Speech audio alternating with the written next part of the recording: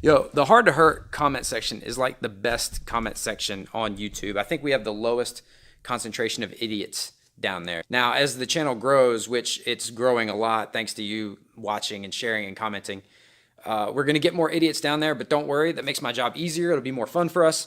But you guys have come up with some really good comments. Honestly asked, when I throw the hook, palm down or palm towards you. A bunch of you fucking maniacs down there were going on and on about liver shots. And also Because Pro asked about why I think the push kick is better than like a snap kick. And we're going to talk about all that. What am I doing, absorbing your hook? I just think we want to show for like targeting. I like the shirt though.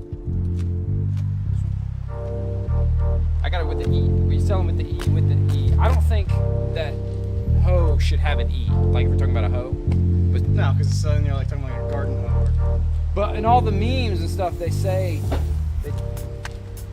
they put the E. All right, so what we do with our hand, when we throw the hook, which way does it turn? And the answer is yes. If we're really in tight, like we're talking like clinch range, I'm gonna have this thing almost upside down, and some people call this a shovel hook. It's like a cross between an uppercut and a hook. Boom, I got the palm pretty much facing up. At really close boxing range, I'm gonna have the palm facing me. Some people call this beer mug. Boom, that's to clip the chin or to the body. You could, I'm not gonna hit you for real. I was gonna hit him for real. Further away, we go palm down. That's kind of like mid-range right here. But what a lot of people don't talk about is at really long range, you could turn the palm almost out. And what that does is it lines up these bones. So at really long range, boom, I can cast that thing over and I'm making contact like this instead of like this. So real close range, palm up. Short range, palm facing me. Mid range, palm facing down. Long range, overhand right, that sort of thing, that casting hook, up and over and upside down, so that these two knuckles make contact and this stays in line. Basically, the rule is you just want this in line. So that's sort of an overly complicated explanation, particularly when we're talking the context of self-defense, maybe people that don't train full-time. I think if you're really serious about physically defending yourself, you should train full-time at a combat sport and spar a lot. If that's the case, you'll develop the muscle memory to know, like, at what range I need to turn my fist what way. If you don't train a whole lot, like you just basically hit the bag by yourself in your garage or basement or whatever, I suggest you just pick one. Just pick one that you like better, that feels more comfortable.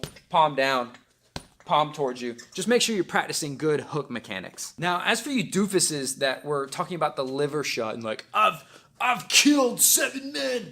Ooh, spinning back kick to the liver. I believe you. I believe you've done that. I think you missed the point of the video. The context was street fights or self-defense. So maybe you've had success with the liver shot. Cool. Maybe you trained really hard. Maybe you're really good at it. What I'm talking about is a guy who's trying to decide what to do and going to the body. I like going to the body this way because when we go this way, we're going towards the right hand. This is okay if you've trained a lot because you have a plan for that. You set that up and you made that entry possible. We're risking a lot by going there, but there's a lot to be gained. If we're talking street fight self-defense, I want to maintain my distance, and I much prefer going the other way if I am going to work lower. Now, Because Pro asked a good question. Why is the push kick the way I showed it in this video? Why is that better than a chambered kick like from Taekwondo or karate? And it's not better. It's different. Remember, the context, guys, is self-defense, street fighting. The snap kick, I hit him with it. Boom. Maybe that hurts. Maybe I get him right up under the chin. I've got a mean snap kick. Don't get me wrong, I like the snap kick. But after you snap them, maybe their head rocks back, maybe you knock them stupid, maybe you discourage them. But whatever happens, they might still be right there. If he closes that distance, right then, say we miss time. Right? Again, we're talking about risk versus reward. We miss time. He comes forward right now.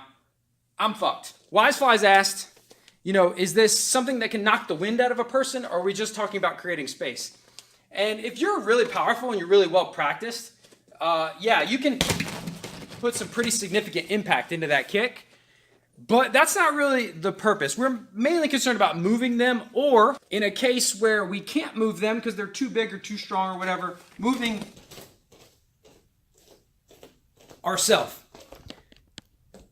You're doing a wonderful job. I really appreciate you watching, liking, commenting, and sharing the videos. The comments make my job a lot easier, so let me know what you want to know, or let me know what you want my opinions on so we can argue about it, or so we can agree on it. Which, by the way, if you're arguing with me, that means I'm doing it right. If you're agreeing with me, it means I'm doing it wrong.